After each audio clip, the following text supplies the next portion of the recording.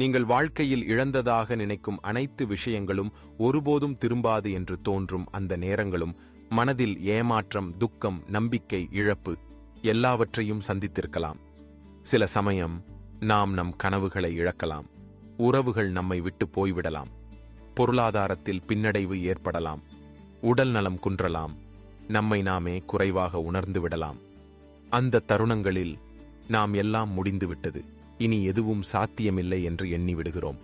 ஆனால் இயேசு நம்மிடம் சொல்வது, நீ இழந்ததை நான் திரும்பக் கொடுப்பேன் என்பதே. பழைய ஏற்பாட்டில் யோபு எனும் மனிதன் இருந்தார். அவர் நல்லவனாக தேவனை பயந்து நடந்தவர். ஆனால் ஒரு நாள் அவர் வாழ்க்கையில் பெரிய சோதனை வந்தது. அவர் தனது செல்வத்தையும் குழந்தைகளையும் உடல் நலத்தையும் இழந்தார். நண்பர்களும் அவரை தவிர்த்தனர். ஆனாலும் அவர் தேவனை விட்டு விலகவில்லை. முடிவில் தேவன் யோபு இழந்ததை இரட்டிப்பாக திரும்பக் கொடுத்தார். இது இயேசுவின் இயல்பை நமக்கு காட்டுகிறது. நாம் இழந்ததை மீட்டுத் தரும் பரிசுத்தமான அன்பை. இயேசு நமக்கு ஒரு வாக்குறுதி தருகிறார்.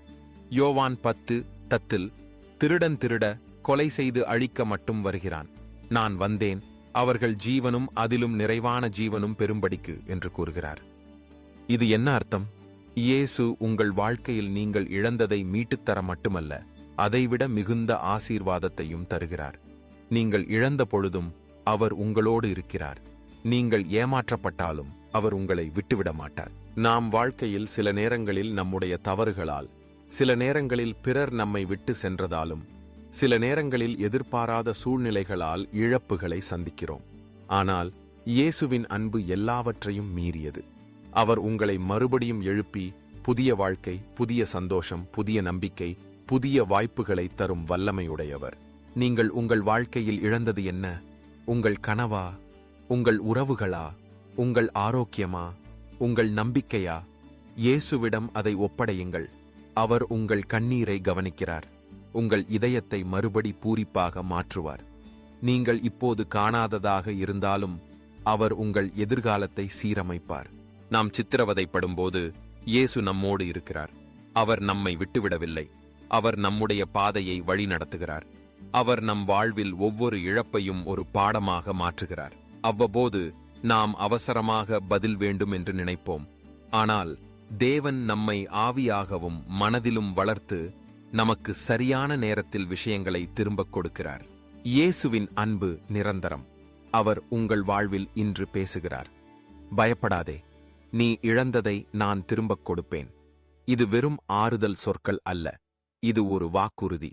உங்கள் வாழ்க்கையில் நீங்கள் இழந்ததை நினைத்து கண்ணீர் வடித்தால் கூட அவரை நம்புங்கள்.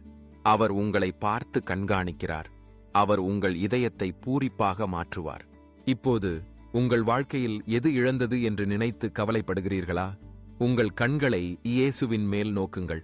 அவர் உங்களுக்காக வழி செய்து கொடுக்கிறார். அவர் உங்கள் குறைவுகளை நிறைவு செய்கிறார். அவர் உங்கள் எதிர்பார்ப்புகளை மீறி ஆசீர்வதிக்கிறார். அவர் உங்கள் நம்பிக்கையை புதுப்பிக்கிறார். நீங்கள் இழந்ததை மீட்டுத்தர இயேசு வல்லவர். அவர் உங்களை நேசிக்கிறார், உங்கள் பக்கத்தில் நிற்கிறார், உங்கள் கண்ணீரை துடைக்கிறார். உங்கள் வாழ்க்கையில் புதிய அத்தியாயத்தை தொடங்குகிறீர்கள்.